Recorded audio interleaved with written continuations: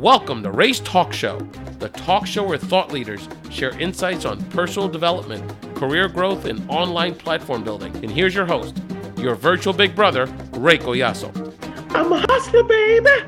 Welcome to Ray's Talk Show, the talk show that helps you escape the cage of an uninspiring job for a life of wealth and personal satisfaction. Thank you so much for joining us. This is your virtual big brother, Ray Collazo. We do Ray's Talk Show live every Tuesday and Thursday night, 10 p.m. Eastern, 7 p.m. Pacific. And as I love to say, whatever time they feel like it is in Arizona. Thank you again so much for joining us. And again, for the podcast listeners, thank you so much for listening to Ray's podcast, which you can always subscribe to on iTunes or anywhere you can listen to a podcast. And sometimes there's exclusive content on the podcast feed. So even if you check us out on either the live or replay version of the Blab Show, I definitely encourage you to subscribe to Ray's podcast by downloading subscribing to Ray's podcast on iTunes or again anywhere you can check out a podcast. I want to say ciao to our co-host again, our fearless co-host who's back again. Thank you so much for joining us, Maria Florio. Maria. Hello. Benvenuti. Welcome back, my friend. Grazie. It's a pleasure to be here again. Yes. And at some point, Maria will teach me to say a handful of words in Italian because it's hey, I mean it's like I said, the Collazos have a family crest in the other Madre Patria, so I'm sure somewhere along the line our Italian roots have to come out at some point. So anyhow, Maria, today on this episode of Ray's Talk Show, we wanted to serve our Ray's Talk Show community to discuss the most valuable thing we have, which is time. Yes. And so many of us are building skills to grow our careers, grow as people. And as part of that, develop a side business. And we just never seem to have enough time for everything. Maria, is that as an entrepreneur, a versatile entrepreneur that you are, is that a feeling that you've felt over the years? Oh, yes. I've had to work through it. I've had my frustrations, patience to try and get to that perfect or the sweet spot. And I still haven't reached it yet. So I can relate big time. But again, as we said on last week's show, Maria and I are not gurus. We're not experts. We haven't figured it all out. But we did want to share on Ray's Talk Show today the Hustler Time Management Guide. From our experiences, some guidance and some help to maximize the precious time that we have for the life of wealth and personal satisfaction that we all crave. There's no doubt about it. And as we reveal our Hustler Time Management Guide, we actually have a 10 commandments, if you will, of the guide. Listen intently because we're going to squeeze in an extra bonus for you throughout the show. We're going to reveal elements of a time management system that I'm attempting to utilize in my own career, where you can squeeze 5 more months out of the year. Maria, wouldn't it be nice to figure out how to find 5 more months out of a year?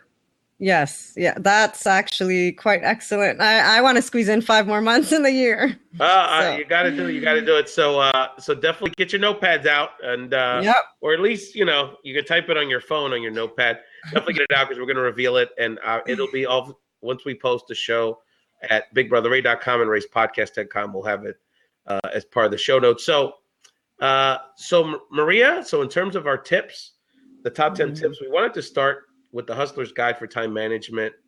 The first one, which I think is very important, which is, you need to take your side hustle seriously. Oftentimes when we have a day job and we have a career, we look at, we sort of, because we don't have the ability for whatever reason to sort of work on our passion on a full-time basis, we kind of treat it that way. We treat it as a side thing. And whether you work on your passion, your calling for 80 hours a week or 5 hours a week, you have to take it during that time just as seriously. Maria, what are your thoughts on my thoughts about the first thing is you kind of develop a mindset around making your side hustle work from a time management perspective is to treat it with the priority that it deserves in your life. You're spot on. That's actually one of those first challenges that I think most entrepreneurs, virtual or not, side hustlers, they all face, or especially as a side business, because you keep it on the side and you never make it a priority, or sometimes life gets in the way or the limited time, which is why we're talking about it now, to try and make it that priority. However, it can work out for you. But if it's not a priority, you can't succeed in it. So. That's right. And Maria, you have our second sort of golden rule commandment to our hustler's guide for everybody today? Yes, I do. And I would say to me, it's actually one of the most important ones and has worked really well. And it's about knowing yourself. No matter what system or what guidance, they all help, but you have to know yourself. I've tried things that didn't work and would get frustrated with myself. And instead of, stopping at the frustration, I would take a minute and ask myself, why do I think I'm not making the time? What is not working? If you don't know yourself, you can't figure out what works for you. Give me an example of what didn't work. Was it a system? Was it what was not working?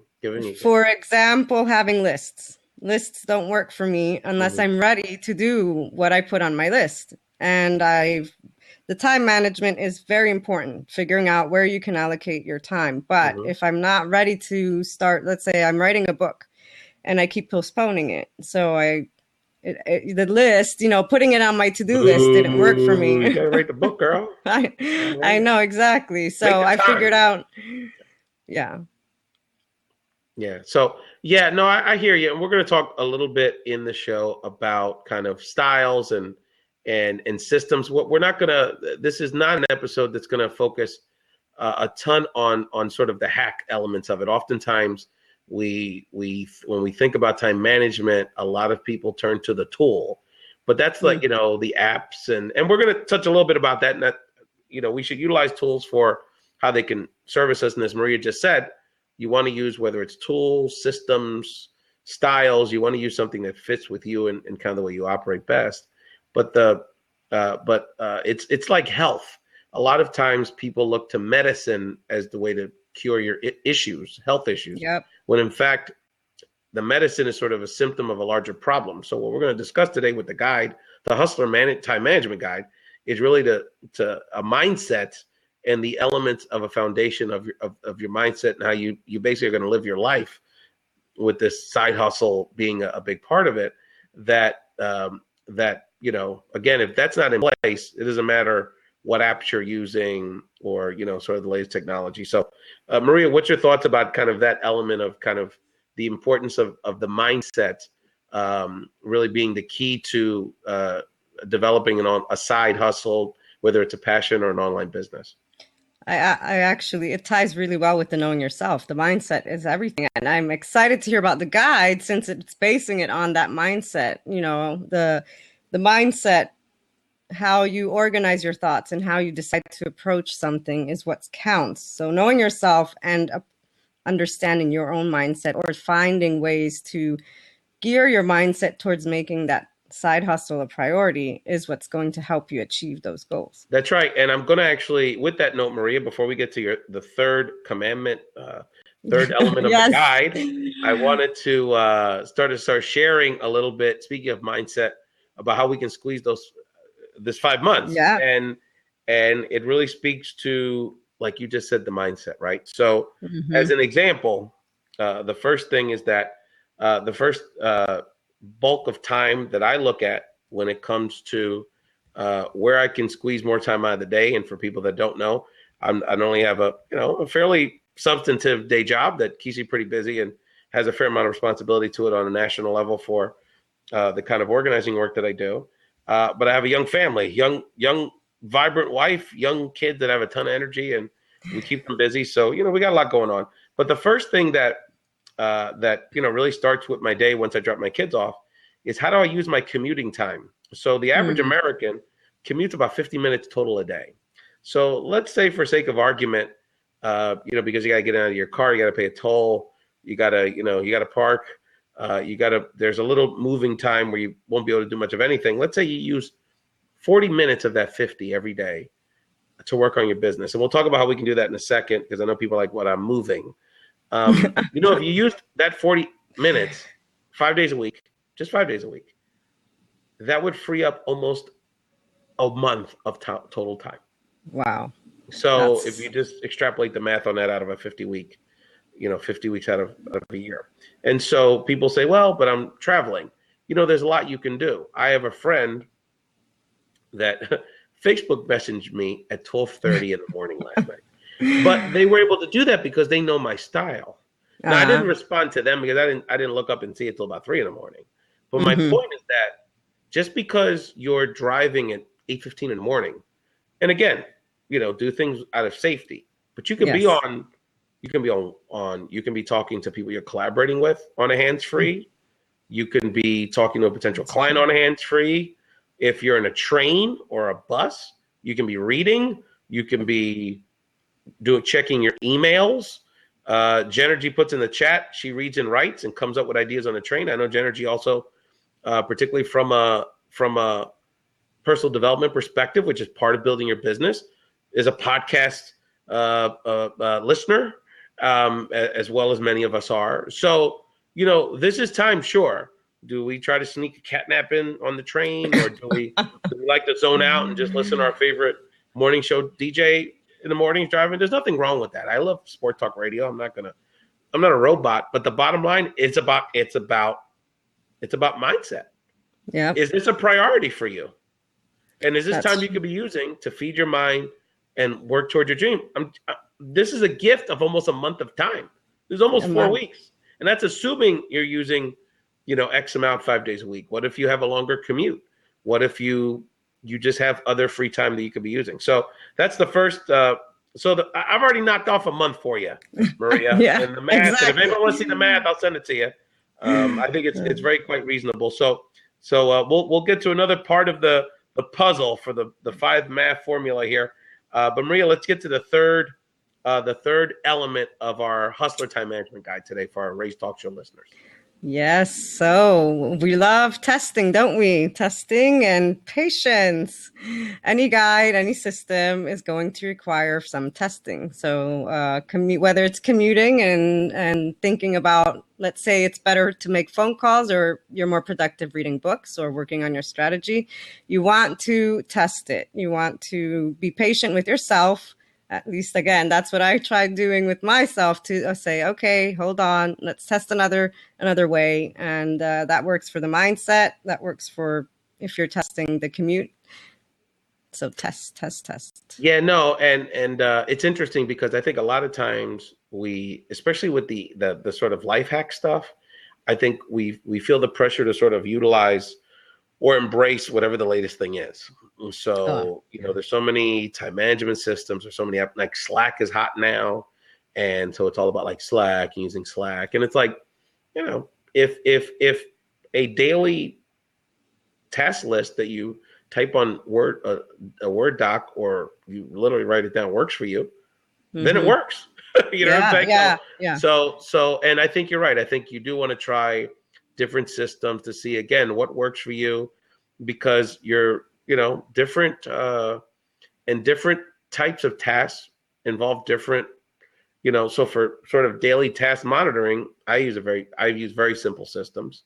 But when it comes to how do I communicate with clients, collaborate with people, it's funny because, it's complicated now, because you have to kind of figure out, I have my whole Facebook message world, because I know there's people, the only way I can get to them is Facebook. And then there's some people you can only text. And then there's some people you can only get on like a DM on Twitter. Felix Montalado is one of my Twitter buddy. A lot of these are my Twitter DM buddies. So a lot of, so it's just, you've gotta be comfortable with probing and testing. And it goes back to this concept of, oftentimes we feel scared of the concept of failing. Yeah. And we feel like, wow, this doesn't work. And I've changed I've adjusted my brand, my image of this show several times in the last couple of years. So, sort of testing and kind of feeling things out is nothing wrong with that. And if you're not doing that, that means you're not really pushing yourself to grow. Maria, what's an example of a system or a time where you sort of had to test some things out that worked for you?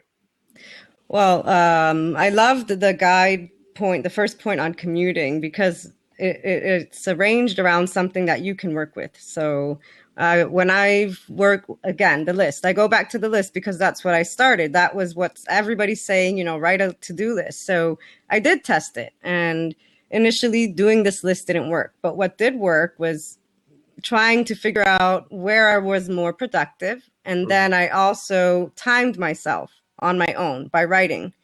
So I kept the list, but I also timed, and then I reduced the list to include only those things that I knew I would get to. And for those things that I wasn't making time for, I looked at my mindset. I looked at, so if I am commuting, am I proactive more in the morning or in the afternoon? So maybe I would use that commute time in order to do something in the afternoon if in the morning I'm really brain dead. So I'm going to give you guys another part of the time mechanism here, which is, okay, so we're utilizing our commuting time. And so, appreciate it, Felix. And so most of us get an hour for lunch. A lot of us get half hour, 45 minutes for lunch, right? Yeah. So if you use the half hour of that hour just 4 times a week, I'm not even saying every day, because once a week you go out with your coworkers, you want to hang out. If you just use the half hour, you're talking about squeezing 2 hours a week, right? That gives you another over 2.5 weeks in the year. Wow. If you just use that time. Now, the reality is, this is what happens, what I find what happens, and he is having too much fun back here. The reality is, what happens is that, you're too much, Max. The reality is that people usually that are at unfulfilling jobs, or they're bored, that hour is either their hour of escape, so they totally zone out. I've been in jobs where people are taking naps in like a lounge, or smoking, or binge eating, or just diving into something totally different to get it, because they're just so frankly depressed that they're at this job and they feel trapped. That this is like their time to escape. So it's really sad. And so my thing is, why don't we reinvest that time into ourselves? And again, I'm not saying you're not going to eat. Take a half hour. But again, if you just took a half hour 4 days a week, you give yourselves almost 3 more weeks. So again, it's a mindset. Yes. Are we just gonna throw hands in the air?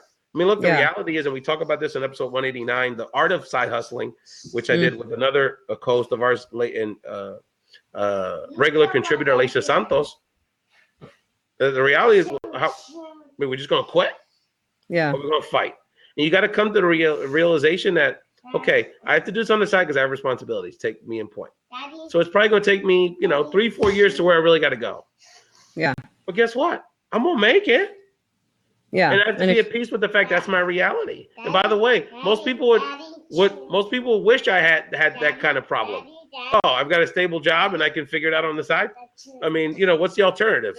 You get thrown in the deep end of the pool, right? So our fourth is research, and research by research, I mean different stories. At least for me, there's been a lot of inspirational stories by other entrepreneurs or side hustlers that have great time management tips. Now, again, because I think testing is important, not all of them can work for you, but there's a lot of success stories that can help you not only persevere and keep looking into different ways that you can improve your time and use it wisely and give you that boost of energy that you need as a support to continue your side hustle. So researching, and there's a lot of websites that can help you. I mean, I go to, for example, entrepreneur.com or inc.com, or I'll do a Google search and, time management tips. Then there's I don't look at too many entrepreneurs per se specifically, unless a colleague or someone passes them on to me. But, it's like reading an article will then lead you to find another article, and just keep searching until you find that system and that person that provides you with the exact tips you need. I actually once came across an article where this entrepreneur, he explained it in such a great way about how time for himself was important to exercise and take your side. And that the way he said it was, I'd rather give up a client than give up on my exercise time, because without the exercise, I'll lose energy, I'll feel worse. And then that ends up bringing me into a state of mind where I'm no longer productive.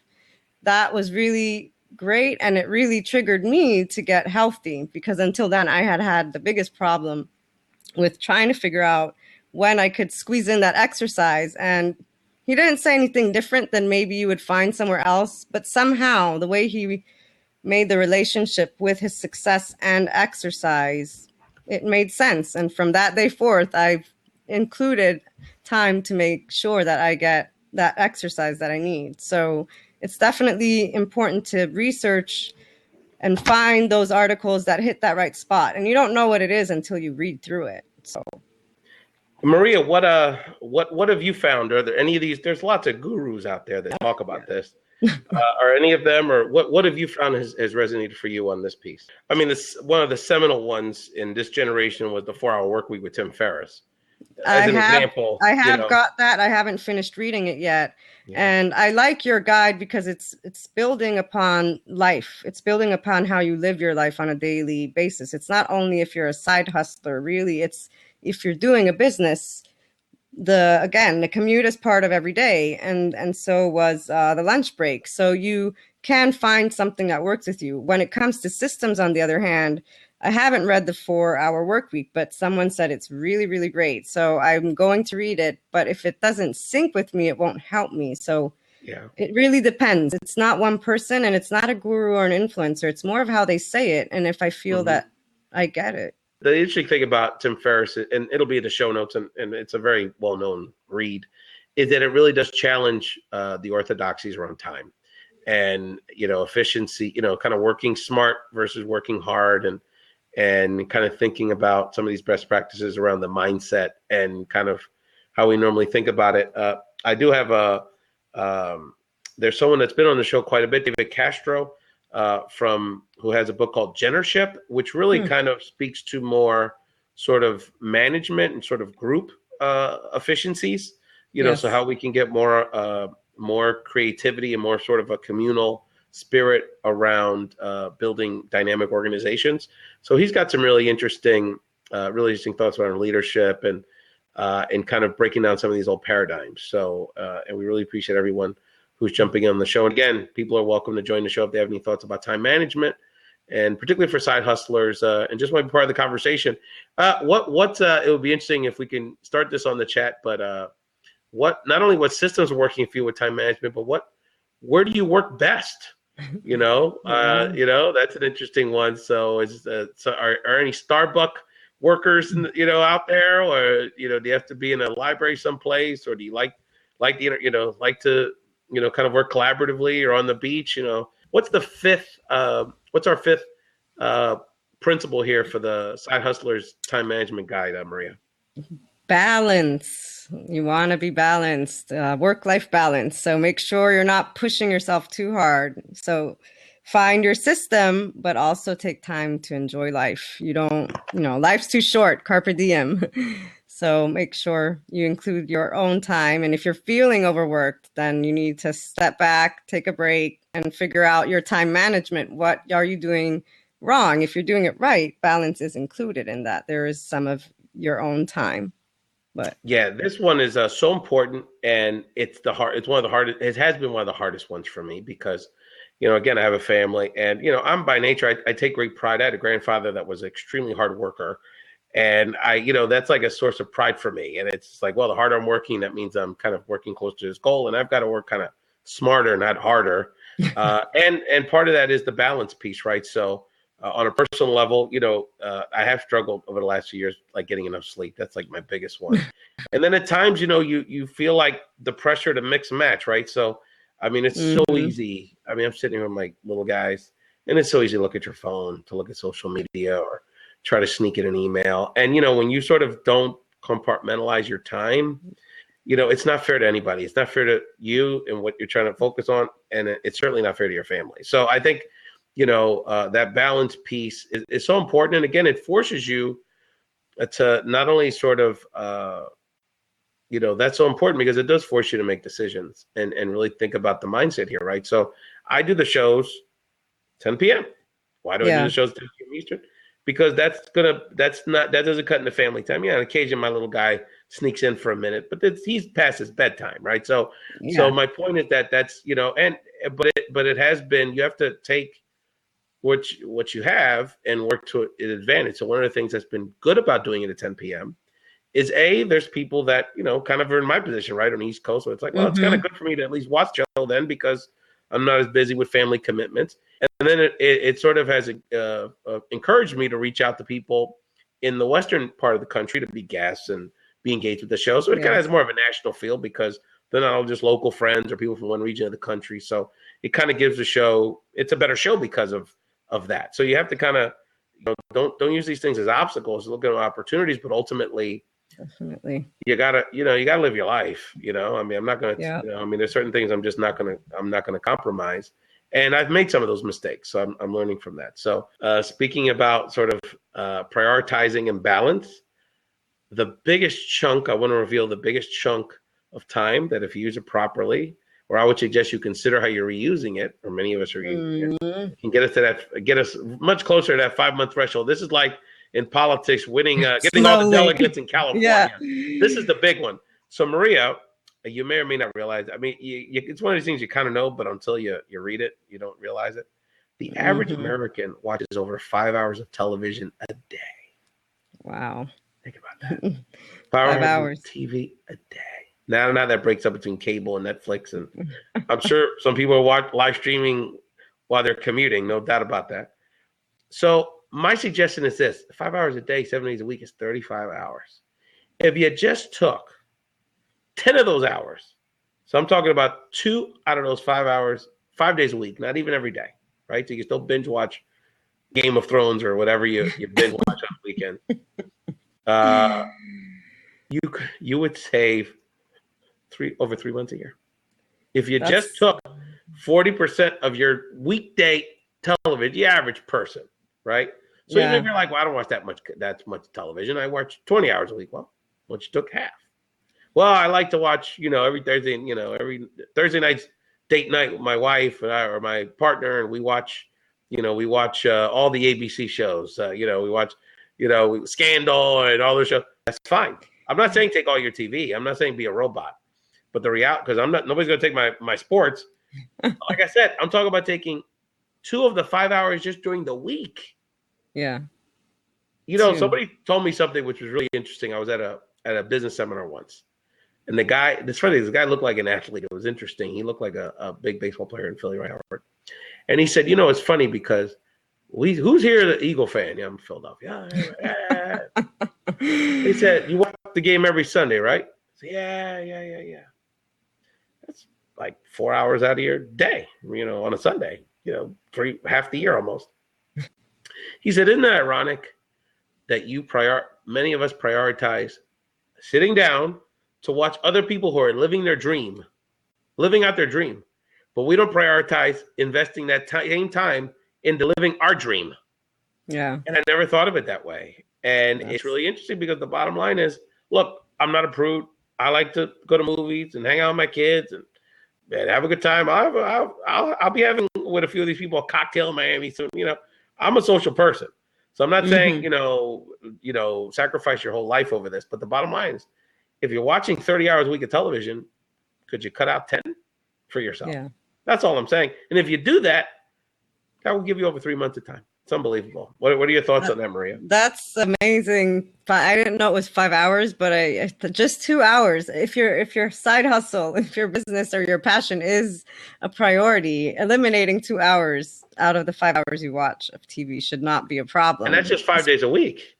Yeah. You know what I mean? And look, Like I said, it don't have to be like regimented. It's like, hey, I'm going to carve out, Tuesday night and Sunday half a day or whatever, to get to that time. But the bottom line is, do we really have to watch, that much TV? Probably not. So. And it's not even that. If let's say you want to wind down, some people watch TV to wind down, but really if you have another 3 hours left to watch, like 2 hours and being productive and doing something you're passionate about, you should actually want to do it, I would assume. So the 6th element of our Side Hustler Time Management Guide is, and I've been utilizing this a lot better, I must say, is the concept of blocking, scheduling, and bundling time. The famous case of this, Maria, if you're aware, and I know our hardcore podcasters are aware of this, is that one of the big podcasters in the game, John Lee Dumas, often talks about how he bundles all of he's a daily podcaster. He does a 7-day-a-week podcast, and he talks about how, hey, coach, I'll get to you in a second. Talks about how he does his 7 interviews a week on Mondays. That's all he does on Mondays. So he sort of bundles time, I guess. And I guess that comes from his military background. And so one of the things I'm finding is that the more I sort of schedule the time, so schedule my in this case, my day stuff, schedule my personal stuff, schedule I'm going to do this particular type of task because it's conducive for me, either because it's late at night or it's, I'm in a certain mindset that's good for that, or it's business hours where I can call people and do kind of the interactive stuff. The more, and again, it's about prioritizing your time and really kind of looking at your schedule, and honestly assessing, documenting, okay, what am I doing with myself here? Am I taking this seriously? Am I dedicating the kind of time I need to do? So blocking and bundling the time to do your side hustle and not just leaving it up to, sort of the spirits and when it moves you, it's very important. And Mr. Gerard, Coach Del 22 is in the building. How are you? Welcome to Ray's Talk Show, Coach. Hello. Hey, how you doing? First time on your talk show. We met a short time ago, and so when I came on, I said, let me go see who's on Blab. And I was just getting ready to start eating. And I said, oh, Brother Ray's on. So let me go check him out. And then, so it's good to get a shout out. But at the same time, it's like, let me finish eating.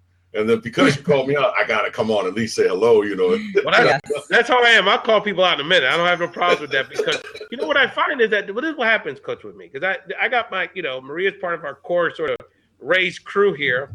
And then we have all this incredible, and I know all these people that come on the shows. Most of the people that watch are friends, personal friends, and they have these amazing conversations on the side. And I'm like, "Por favor, please help me out here." I'm like, I'm popular to believe I don't want to talk. I don't want to be the one talking all the time. So anyway, Coach, what do you think about this time management conversation we're having today on Ray's Talk Show? Well, I think it's a necessary component to your success, and so I don't know all the other points because I came in right when you were going to start point That's four. Okay. Give us some knowledge, please. If you Please want to be successful in anything, and regardless what you think, feel, or believe about it, we have to be able to manage ourselves. And when I look at time management, I come from the athletic background, and I started in elementary school, 4th, 5th, and 6th graders. Okay, we got 2 classes, an average of 60 to 65 kids. On average, we have 45 minutes. Okay, as a physical education instructor, how do you get what you want to do with 4th through 6th graders, 60 plus of them in 45 minutes? You got the first 5 minutes, is gone because you got roll call and discipline and, hey, get in line, shut up, be quiet, all that stuff. And you got the last 5 minutes with, all right, put in the equipment, let's go. So technically you got 35 minutes, but you got at least 5 minutes to explain the rules and regulations. Yeah. But you can't just take the long route. You got, less is more. So now you're down to 30 minutes and you want at least 3 things that you want to do. And really it's a maximum of 3, but sometimes you get 4 of explaining, letting them demonstrate, letting them get a feel for it, and then actual play. So we really had to break up our time in blocks. And this is where your team leaders, you're getting groups of 4, getting groups of 5. Okay, pick a leader. You got 10 seconds. Monkey, gorilla. All the monkeys come over here. All the gorilla. I mean, we were creative. And so the success of that depended on quick. And once the kids were excited and they knew the routine, it was easy because we knew we had a certain amount of time. Like you said, we blocked it off.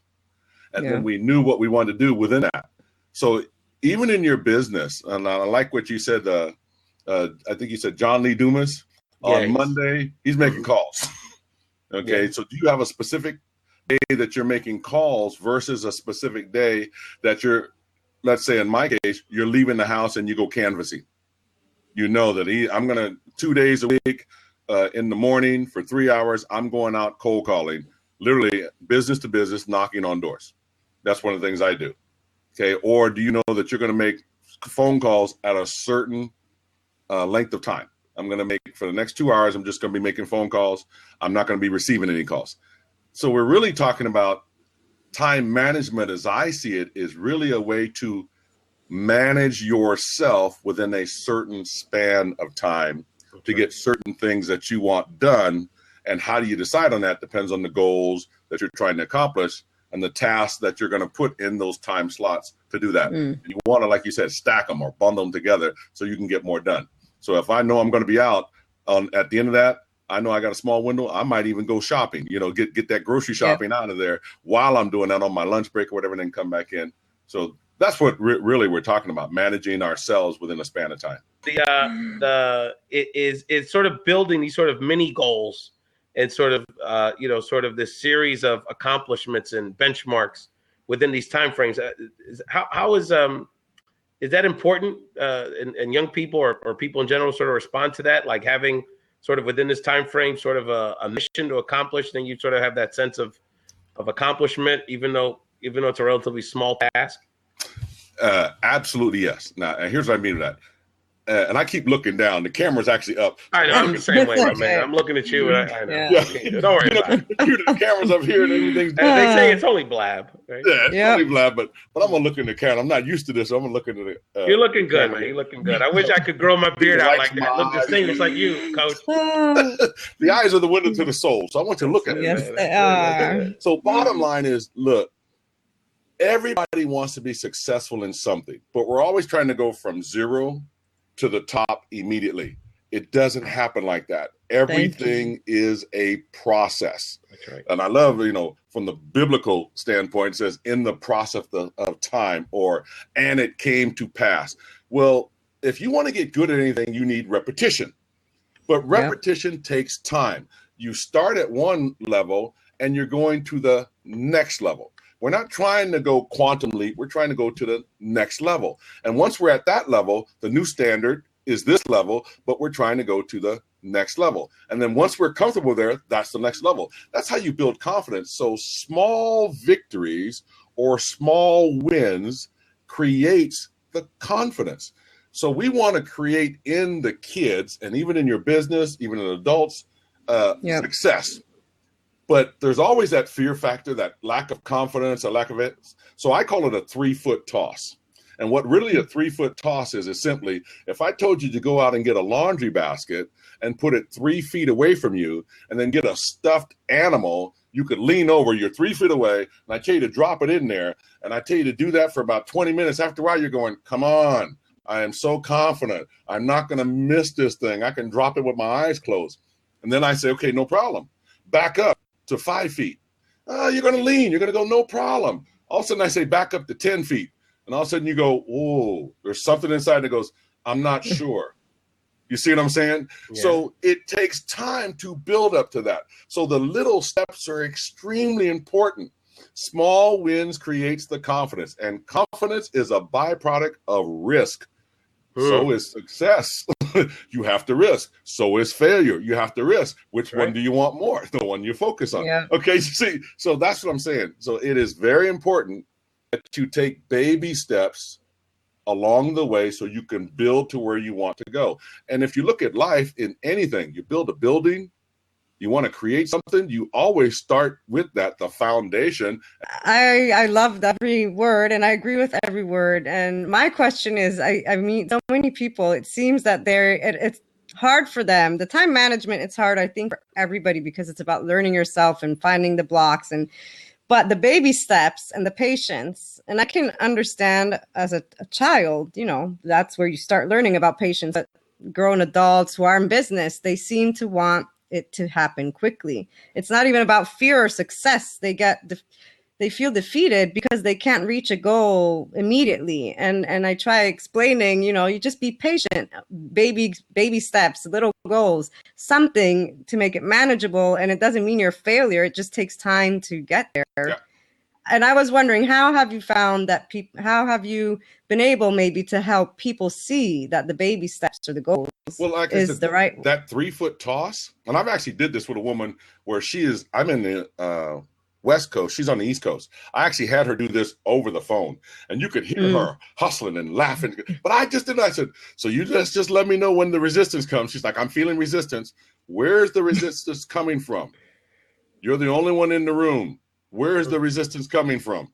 Well, it's an internal thing. So the depth that she backed up, she put more pressure on herself.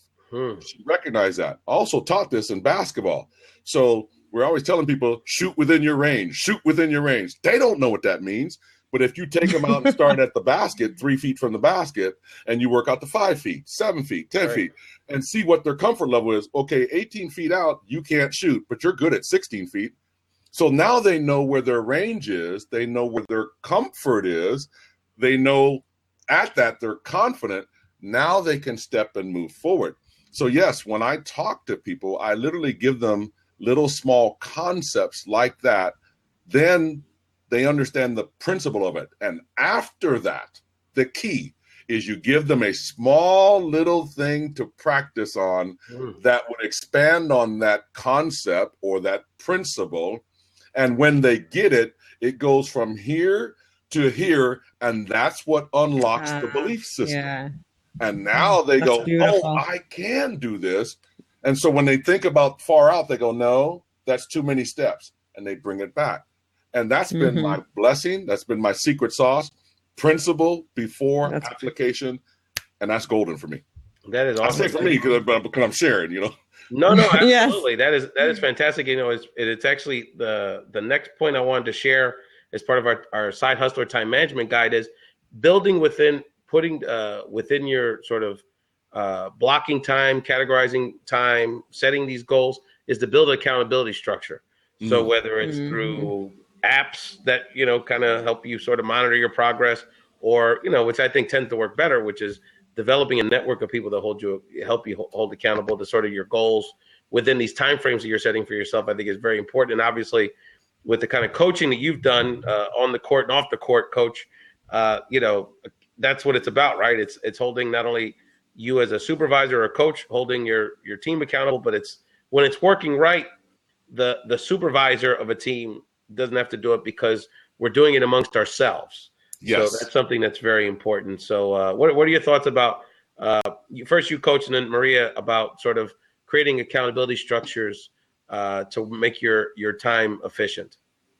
Well, when I look at accountability, okay, and I don't want to say different, but I like to call them unique. You know, everybody, because it's encouraging myself, you know. Yes, I agree. Encouraging words are better. That's great. So some people like accountability, some people don't. So if you don't like accountability, then call it achievability partner. Nice. Because you're still trying to reach that same spot, right? So bottom line is accountability. When I look at leadership is by permission. So accountability is leadership by permission. The person knows, hey, look, if I got to do this on my own and I wake up and I say, I'm going to do this, but I know myself and I don't do what I say I'm going to do, you need somebody to hold you accountable to what you said. It's not what I'm telling you. That's right. You've given me permission that you said you want to do these things. And so when you're not doing these things, you're saying, I have the right to come in and call you on your shift. That's right. If I can say it. That's right. Yeah. And then you go, oh, you're right. And I can tell how bad you want it if you're willing to receive that type of instruction, Absolutely. That type of coaching, that type of teaching, that kind of training, that kind of dedication. You've put that effort and you said, I'm going to pay this person to hold me to what I said is the standard I want to keep and the level that I want to achieve. So when you allow that to happen, that's when change starts to happen right now. That's where that accountability, just the thought of knowing, oh, crap, I got to talk to Brother Ray, and I'm not going to talk to him for the third time and tell him I didn't get done what I said I wanted to do. That's right. That's not going to happen. It puts you into action. You understand? And as part of that, that's why it's so important, this sort of this blocking of time, because it's like we oftentimes are better about, well, you know, I mean, we're oftentimes taught at least to put down our goals, put down, you know, our financial budgets. But then when you actually sit down and really sit down and lay out physically so you can see it and really acknowledge it, like, okay, how am I going to use this hour? How am I going to, you know, then it gives you, it makes it much more likely you're going to achieve those goals because you're matching the goal to the time that you have. Because, correct, you know, oftentimes we're so ambitious, right? It's almost 11 o'clock at night on the East Coast, and there's a dozen of us sitting here talking about this. I mean, we're passionate about it, and we want to get this done. Right? We want to rock and roll, and you know, I want to become the Oprah Puerto Rican dude as quickly as possible. But unless you, but if, when you really sit down and say, okay, the reality is I have 15 hours this week. So what can I get done in 15 hours this week? Right. So then it's like you said, Coach. Then it's about owning it and giving up. You know, maybe what we like to say is ambitious, but achievable goal for that week, and then you're just sort of matching those things up in a nice way. That's when the accountability can really work, because it's not like you just created this crazy goal, but at the same time, it's also like you didn't shoot so low that, you know, at the end of the day, oh, that's going to take me a half hour then I'm going to sit there and binge watch something for the other two. Yeah. And the thing about coaching, and I'll let Maria finish. No, go. The thing about coaching, when we really get to coaching people, once somebody knows what they want, see, before they know what they want, I look at this and I go, I'm a teacher and a coach. I got both. And there's different hats and all this stuff. We can talk about all that. But teaching, when I'm teaching and I'm in teaching mode, teachers give instruction too. They help you understand. They help you learn. So when you make a mistake, teacher's not upset, because without the mistake, how do you learn and how do you grow? Yeah. That's teaching. And I love teaching. But when I'm coaching, I'm not teaching. When you're teaching, learning is the most important thing. I love it. When you're coaching, screw learning. Winning is the only important thing. Okay. People lose their jobs because you didn't win. I don't have time to teach you how to do a layup when I'm coaching. You need to do, I need somebody who can give me that layup and put it in the basket. That's right. There's a difference. Absolutely. So when people finally know what they want and where they want to go and all that stuff, coaching comes in and holds them accountable to those things that they want to achieve so they can get the results. And that's why we say, hey, here is some homework. People don't like that homework. I like it because you're going home and you're going to do the work. Okay? If you're not willing to do the work at your own home, come on now. Our hardcore podcasters out there may be familiar with the Internet Business Mastery podcast. And they actually had a whole conversation on this week's episode about the new, well, you just said, you were much more succinct about it. They did a whole episode about it around the difference between coaching and consulting. So it's very similar to the conversation. So if someone is interested in listening to a more in-depth conversation about it, check out Internet Business Mastery this week. Maria, what are your thoughts about this accountability piece? Accountability. Thank you.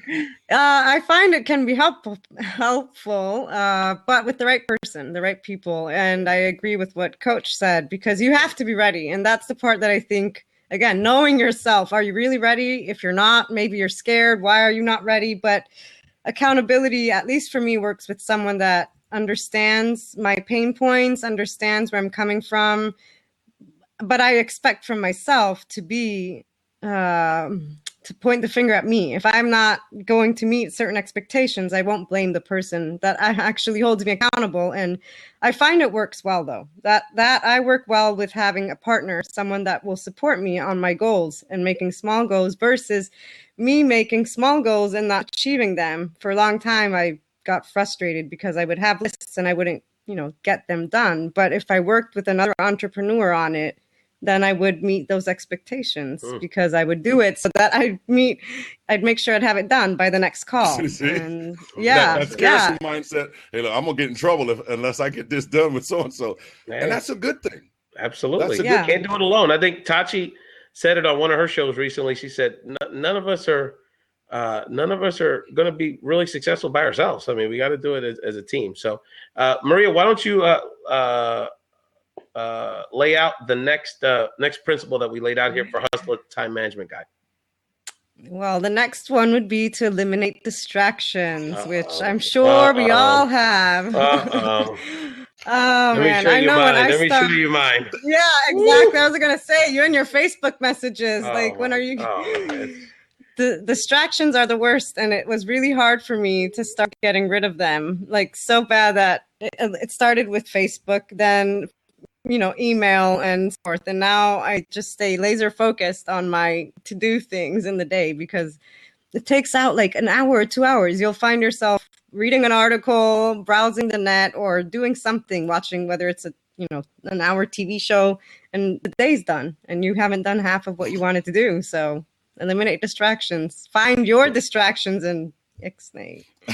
Well, it's sitting right there, but the thing, and I need to, I do it, then I stop, then I do it, I stop, which is one of the things I find which saves me time is to delete the Facebook app on my phone because you can look at it literally 100 times a day. It's right there, and it's just one of those things that, obviously there's a lot of things that can distract you, but I know that's the one that, there's just so many notifications because there's just so many things going on, and family and birthdays, and people are replying to something we put up, and it just goes on and on and on and on and on. So, Coach, how do you recommend to the people that you coach, again, on and off the court, about that focus piece and sort of eliminating, try to minimize distraction?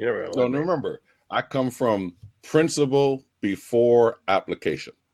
Okay. So I will tell them, I'll start off with somebody go, okay, we're going to talk about distractions. And you say you've been distracted. So what do you mean by distracted or distracting? What is your definition of distracting? And what are some of the ways that you get distracted? And in the principle, from my belief and my understanding, a lot of times we think we're distracted by, quote, bad things, things that are not good for us. That is not the case. Interesting, yeah. We are distracted by what we perceive as good things. Yeah. Because when we know something is bad for us, we're not going to let that get in the way because we know it's bad for us. We're distracted. Now, some people will say, well, there's some things I do. I know it's bad for me. I go, no. You say it's bad for you, but inside there's something that goes, no, this is okay. This is okay. So we're distracted by good things. I'm going to say, okay, I'm going to wake up and I'm going to go and I'm going to get my day started. I'm going to write down my list. I'm going to make the calls. And all of a sudden somebody calls you that you hadn't talked to in a long time and they need your help. Well, it's a good thing. I'm a coach. I'm going to help so-and-so. Yes. They're not paying for anything, but that's a good thing. I feel good about that. They're going to feel, but that's a distraction. Yes. You understand what I'm saying? That's true. So there's a lot of things that we'll do, like the Facebook. If you're not disciplined to go, okay, I'm going to check my Facebook when I first get up, or I'm going to check my Facebook at the end of the day, or I'm going to check my Facebook at lunch. I'm going to check my Facebook 3 times a day, and here are the times. If you're not set on what you're going to do, when you're going to do it, how you're going to do it, why you're going to do it, and all the reasons that you're going to do it, you are going to get distracted. It's going to take you off what you wanted to do. So if you're doing something and something else pulls you from that, that is a distraction. Some distractions we have to take. My kid's hurt. I got to take that distraction. Okay. Of course. Yeah. If it's not urgent, and I mean urgent, it might be important, but if it's not urgent, do not let that distract you. Stay focused. Focus is do one thing, finish it, and then do something else, finish it, then do another, finish it. Yep. Understand what I'm saying? Absolutely. I hold myself accountable, and I love what Coach is saying here because I find he's true to himself, or the tips, advice that, a lot of people don't have that. It's not a distraction if you choose to do it, or it is a distraction, but if you're choosing, it's not a bad thing. It's not someone else's fault. So I have that. Luckily for me, I hold myself accountable. That's why I get frustrated when I don't do the things, but I'm understanding with myself. There are fear factors. There are a lot of things when it comes to building your own business, and it takes a lot of time to get to know yourself to the extent to know why you're not moving forward, in addition to building a positive support system. So with me, it works that I say, you didn't do it. You chose not to do it. I will accept that. And then I'll say, I'll forgive myself. Tomorrow's another day. I can try it again. But I hold myself. And if I have to get angry at anybody, I get angry at me for not taking the time that I knew I had to do something. I turn off all my notifications. I turn off my email. And if I choose to look at my WhatsApp or something, then I'm choosing to be distracted, the same way if I choose to get a phone call. But if I choose to get a phone call, I say, well, I guess I thought it was best to spend time with someone. So just... And it could be a routine habit. Yes. That's right. That we do. And that's what they call, procrastination. No, this is just that habit you need to change. You need to break because it's a time stealer.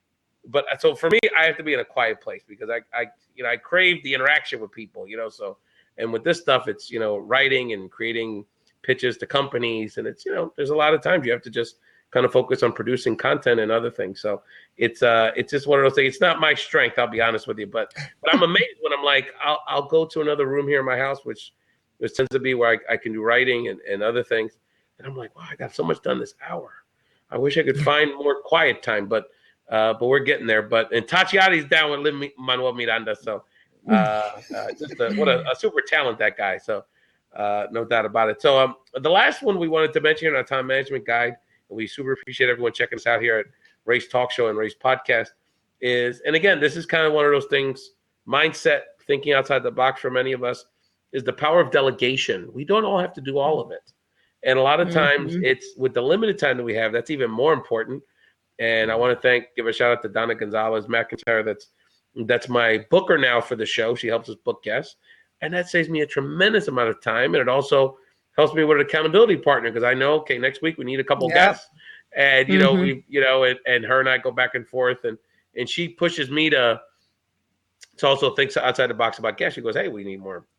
We need different types of voices and topics, sort of, kind of the outside of the people that we normally have. So, and we have healthy discussions about that. But it's anyway, delegation. Obviously, the next step of that potentially is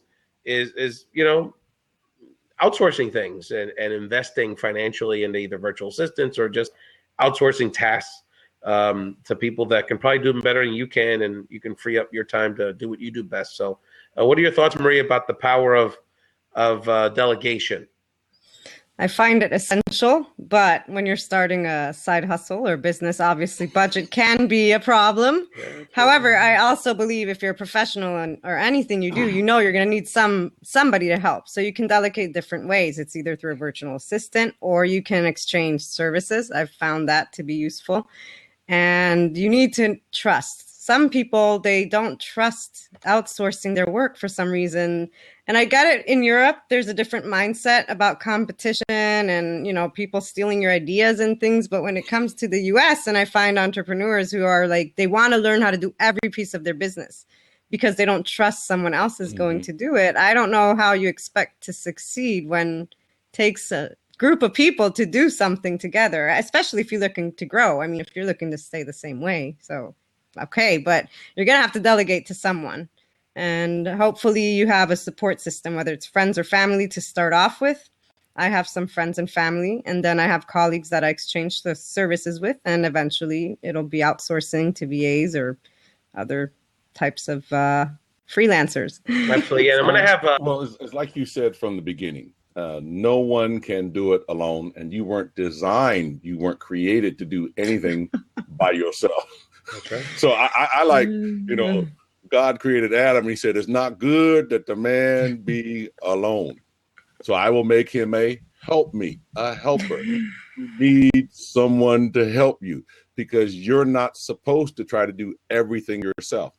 You have certain talents, gifts, and abilities. We call them your strengths. And there's other stuff that you're weak at or you just don't want to do. You need to give that to somebody else. But I like what Maria said. This is a control thing. This is a trust thing. So if you're unwilling to trust somebody with some small piece, then how can you get other people to trust you with that small piece in their life? And you want them to pay for that. Felix Montalada has some comments in the chat room. I want to note delegation's a two-way street. One has to delegate to the correct person. I'm going to put in the show notes for the show, and I'll let this crew look up the Management Center. That's a company that I've worked with, and they do some great training and have some resources on their website. I think it's managementcenter.org, if I'm not mistaken, and that talk about basically how do you prepare a new staffer on the front end to invest the time into basically making sure they have the tools that they need to succeed. So you don't have to keep going back and correcting or sort of kind of end up doing it for them anyway. So it's sort of to invest that time on the front end is going to save you a lot of time moving forward. And they have some really good thoughts about that. So, and Felix is announcing that he just hired the first assistant or the first staffer for the Millonario Media. So that's props to you, Felix. So we'd love to hear about how your assistant's going. So what we're going to do is we're going to wrap up the formal podcast version of the show. And so I'll ask Maria and Coach to give people their shout outs. We'll stop taping. I'll stick around. We can continue this conversation or talk about whatever's in the Ray, you have to finish the last guide, last number one. Oh, yes. Well, I was going to tease that they go on the website, but that's okay. Because you called it out, I'll throw it out for the group. So, the last one, I didn't want to, it's a value judgment, and I'm going to keep it real. It's not one I do, but it's one we have to think about. And it's one that a coworker of mine does. She takes her 2 weeks of vacation every year, and she works on her side hustle. And so it's like one of those things where, How much is it worth to you, right? Yeah. So it's, I mean, I think we all take a day here and there, to do what we got to do. But it's one of those things where we do have time like that, right? Whether it's sick time or vacation time. And, many of us are proud of all these vacation days that we have accrued. And it's like, well, you could probably invest some of that into your life. You know what I'm saying? So that gets us to literally 20 weeks plus. If you add it all up. And again, you don't have to use all 20, or you can invest other time in other ways, but we just wanted people thinking about, when you get stuck in this mental lapse about, I'm trying to break away and do this full time, but I don't have any time because I have this job, but I don't have enough time to break away from the job. And we all go through it. I go through it, but the bottom line is that you have to make peace with the time you got and your circumstances, and just utilize them to the fullest. But Coach, let the podcast audience know where they can find your social media and any other thoughts you have about the Side Hustlers Time Management Guide today. Well, I'm on Facebook, and facebook.com/Dell baby. And in fact, I'll put that in the long lost Splash Brother. Yeah. Well, you can find me on Twitter at Luna12780. It's the easiest way. And then we can share emails or other information. And I did want to mention, I do hold a podcast on americasfootprints.com. It's called Make a Difference Spotlight, where we spotlight stories of people making a difference.